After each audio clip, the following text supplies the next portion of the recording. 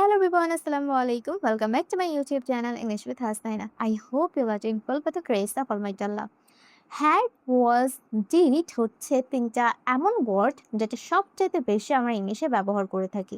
তাই এই তিনটার ওয়ার্ডের সঠিক ব্যবহার আমাদের প্রত্যেকেরই জানা উচিত। এবং এই তিনটা ওয়ার্ড একটু কনফিউজিং কারণ হ্যাড অর্থ ছিল ওয়াজ ডিড এই তিনটাই অতীতে ব্যবহার করতে হয় এবং এই তিনটার অর্থ ছিল এটার কাছাকাছি চলে আসে, তাই আমরা কনফিউজড হয়ে যাই কখন কোনটার ব্যবহার করব। আজকের ভিডিওতে ব্যাপারটা একদম ক্লিয়ার করব। ফার্স্টে বুঝাবো যে কখন কোনটার ব্যবহার হয়, দেন আমরা কয়েকটা কুইজেস করব যাতে আমরা বুঝতে পারি ক্লিয়ারলি। সো ভিডিওটা পুরো শুরু থেকে শেষ পর্যন্ত দেখার ট্রাই করবেন। আমার চ্যানেলে নতুন থাকলে অবশ্যই আমার চ্যানেলটিকে সাবস্ক্রাইব করবেন। Let's dive into the video. ফার্স্টে আমরা দেখব হ্যাড, এটা কখন ব্যবহার করতে হয়। হ্যাড সাধারণত আমরা জানি এটা হচ্ছে হ্যাভ ভার্বের পাস্ট ফর্ম এবং এই হ্যাডকে আমরা ব্যবহার করি সাধারণত মালিকানা যখন বুঝাই। মালিকানা বলতে কি, আমি কোনো কিছুর অধিকারী, আমার কোনো কিছু আছে বা আমার কোনো কিছু ছিল, এটার কারণে আমরা হ্যাড ব্যবহার করি। তাই আমরা যদি বলি যে মালিকানা যখন আমরা বুঝাই তখন সাধারণত আমরা হ্যাড অর হ্যাভের ব্যবহার করি।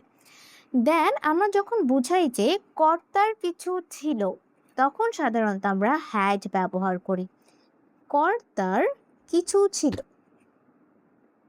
হ্যাডের আরেকটা খুবই গুরুত্বপূর্ণ ব্যবহার হচ্ছে, সেটা হচ্ছে আমরা পাস্ট পারফেক্ট টেন্সে সাধারণত হ্যাডের ব্যবহার করে থাকি। পাস্ট পারফেক্ট টেন্স কিভাবে বুঝি? আমরা হ্যাড ব্যবহার করার পর সাধারণত ভার্বের পাস্ট পার্টিসিপেল ফর্ম ব্যবহার করি। যেমন অতীতে দুইটা কাজ হয়েছে এবং প্রথম কাজকে বোঝানোর জন্য সাধারণত আমরা হ্যাড প্লাস ভার্বের পাস্ট পার্টিসিপেল ফর্ম ব্যবহার করে থাকি। ওয়াজ আমরা কখন ব্যবহার করব?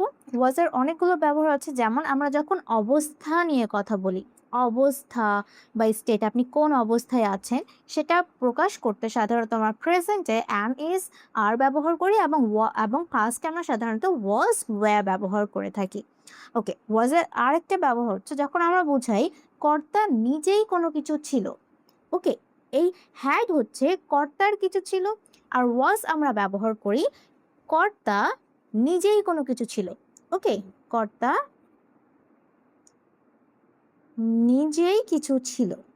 সিঙ্গুলার সাবজেক্টের জন্য আমরা ওয়াজ ব্যবহার করি এবং প্লুরাল সাবজেক্টের জন্য সাধারণত আমরা ওয়্যার ব্যবহার করে থাকি। তাই এবং ওয়াজের আরেকটা খুবই গুরুত্বপূর্ণ ব্যবহার হচ্ছে, সেটা হচ্ছে আমরা এটা প্যাসিভ ভয়েসে ব্যবহার করে থাকি।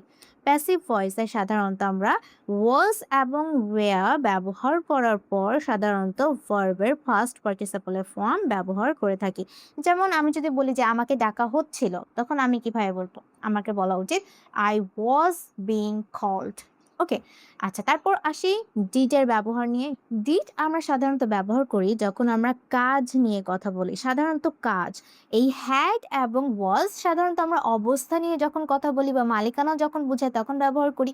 এবং কাজ নিয়ে যখন আমরা কথা বলি, আমি কোনো কিছু করছিলাম, তখন কিন্তু আমরা ডিডের ব্যবহার করি। এবং ডিড সাধারণত বেশি আমরা ব্যবহার করি নেগেটিভ সেন্টেন্সের ক্ষেত্রে। নেগেটিভ সেন্টেন্স অথবা যখন আমরা কোশ্চেন করি তখন সাধারণত আমরা ডিডের বেশি ব্যবহার করে থাকি। এবং ডিডের আরেকটা ব্যবহার হচ্ছে যখন আমরা জোর দিয়ে কোনো কথা বলতে চাই। জোর দিয়ে কেমন? যেমন আমি যদি বলি আমি তোমাকে ভালোবাসি, তখন আমি কিভাবে বলবো? আমি তোমাকেই ভালোবাসি। যখন আমি জোর দিয়ে বলবো তখন আমার বলা উচিত আই ডু লাভ ইউ। আমি তোমাকেই ভালোবেসেছিলাম, তখন কি হবে? I did love you.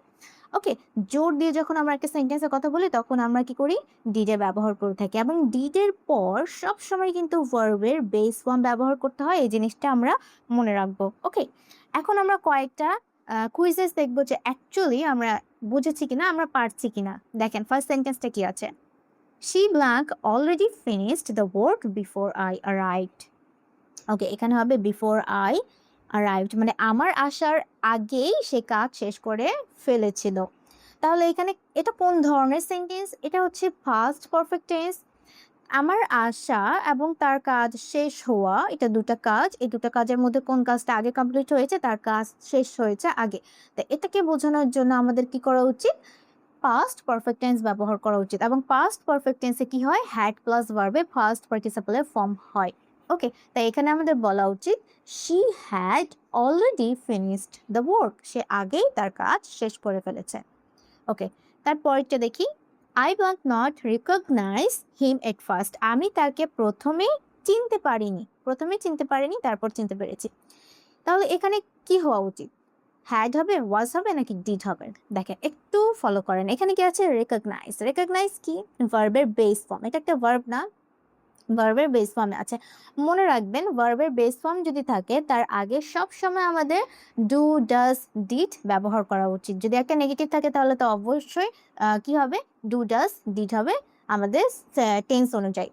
এবং এখানে কি আছে? ভার্বের ফার্স্ট পার্টিসিপলের ফর্ম ছিল, এটার জন্য কিন্তু এখানে হ্যাড হয়েছে। এখানে আমরা ডিড চাইলেও ব্যবহার করতে পারবো না, কারণ ডিডের পর সবসময় ভার্বের বেস ফর্ম হয়ে থাকে। তাহলে এখানে কি বলা উচিত? I did not. Okay, I didn't recognize him at first. Okay, তারপরেরটা দেখি। They began discussing the issue when I entered. Okay, তারা কি করছিল? ইস্যুটাকে ডিসকাস করছিল। ওকে, আরেকটা জিনিস আমাদের অবশ্যই মনে রাখা উচিত, এখানে কি আছে? ভার্বের সাথে আইএনজি ফর্ম আছে। ভার্বের সাথে যদি আইএনজি ফর্ম থাকে তাহলে আমাদের কোনটা ব্যবহার করা উচিত? দেখেন, ওয়াজ ওয়্যারের আরেকটা ব্যবহার হচ্ছে সাধারণত আমরা পাস্ট কন্টিনিউয়াস টেন্সের জন্য। পাস্ট কন্টিনিউয়াস টেন্স কোনটা? অতীতে কোনো কাজ চলমান ছিল কিছুক্ষণ ধরে, এটার জন্য সাধারণত আমরা কি করি? ওয়াজ ওয়্যার ব্যবহার করি। তখন কিন্তু ভার্বের সাথে আইএনজি ফর্মের ব্যবহার হয়ে থাকে। তাহলে এখানে দেখেন কি আছে? দে ডিসকাসিং, তারা ডিসকাস করছিল। তাহলে এখানে কি হওয়া উচিত? They were. They were discussing the issue when I entered. Okay, তারপর আরেকটা দেখি। Did you ever visit Cox's Bazar last year? Visit, এখানে কি আছে? ভিজিট একটা ভার্ব। ভার্বের কোন ফর্মে আছে? বেস ফর্মে আছে। যদি বেস ফর্মে থাকে তাহলে কোনটা হওয়া উচিত? কি হবে এখানে? হ্যাড, ওয়াজ নাকি ডিড? অবশ্যই এখানে কি হবে?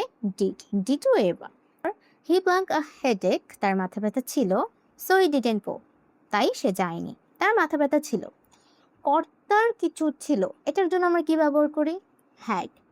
যখন আমরা বুঝাই যে কর্তার কোনো কিছু ছিল তখন আমরা কি বলবো? হ্যাড বলবো। এবং যখন আমরা বোঝাবো যে কর্তার নিজেই কোনো কিছু ছিল তখন ওয়াজ হয়। এখানে কর্তার মাথা ব্যথা ছিল, কি ছিল? কর্তার কিছু ছিল, তখন এখানে হ্যাড হওয়া উচিত। ওকে, he had a headache. Okay, তারপরটা দেখি। Blank she call you last night, গত রাতে কি সে তোমাকে ফোন করেছিল? সাবজেক্ট অ্যান্ড ভার্ব কোন ফর্মে আছে? বেস ফর্মে আছে। যদি বেস ফর্মে থাকে তাহলে কি দিয়ে প্রশ্ন করা উচিত আমাদের? যেহেতু লাস্ট নাইট গত রাতের কথা বলা হচ্ছে, তাই এখানে কি হবে? Did. Did she call you last night? I blank love you, আমি তোমাকে ভালোবেসেছিলাম। যদি জোর দিয়ে বলি আমি, তাহলে এটার জন্য কি হবে? I did love you. Love কেন হলো? কারণ এটা ভার্বের বেস ফর্মে আছে, এর জন্য did. I did love you. তারপর the students blank not paying attention during the class, class চলাকালীন স্টুডেন্টরা কি করলো? ক্লাসে অ্যাটেনশন দিচ্ছিল না। তাহলে এটা কোন? এখানে কি আছে? ভার্বের সাথে আইএনজি আছে, তার মানে কি এটা ফার্স্ট কন্টিনিউয়াস টেন্স। তাহলে এখানে কি উচিত? The students wire not. We plan completed the project before the deadline, deadline হওয়ার আগে আমরা প্রজেক্টটা কমপ্লিট করেছিলাম। এখানে কি আছে? Before the deadline we completed কোন ফর্মে আছে? ভার্বের ফার্স্ট পার্টিসিপল ফর্মে আছে এবং এটা ফার্স্ট পারফেক্ট টেন্স, তাই এখানে কি উচিত? Had. We had completed. Okay, আচ্ছা তারপর এটা দেখি। I blank a book in my bag yesterday, গতকাল আমার ব্যাগে একটা বই ছিল। তাহলে কর্তার কাছে কিছু ছিল, এটার জন্য কি হওয়া উচিত? হ্যাড। ওকে, আচ্ছা তারপর he blank very tired after the match, ম্যাচের পর সে খুব ক্লান্ত ছিল। কর্তা নিজেই কোনো কিছু ছিল, এখানে কর্তা নিজেই ক্লান্ত, তাই এখানে বলা উচিত ওয়াজ, তাই না? হি ওয়াজ ভেরি টায়ার্ড। তারপর হি ব্ল্যাঙ্ক বিন কল্ড, তাকে ডাকা হচ্ছিল। এখানে হ্যাড হবে, ওয়াজ হবে নাকি ডিড হবে? আপনারা আমাকে কমেন্ট করে অবশ্যই জানাবেন। সবাই ভালো থাকবেন, আল্লাহ হাফিজ। এবং হ্যাড, ওয়াজ, ডিড নিয়ে যদি এখনও কারো কোনো কনফিউশন থেকে থাকে তাহলে অবশ্যই আমার এই ভিডিওটা দেখে নেবেন, এখানে আমি বিস্তারিত আলোচনা করেছি।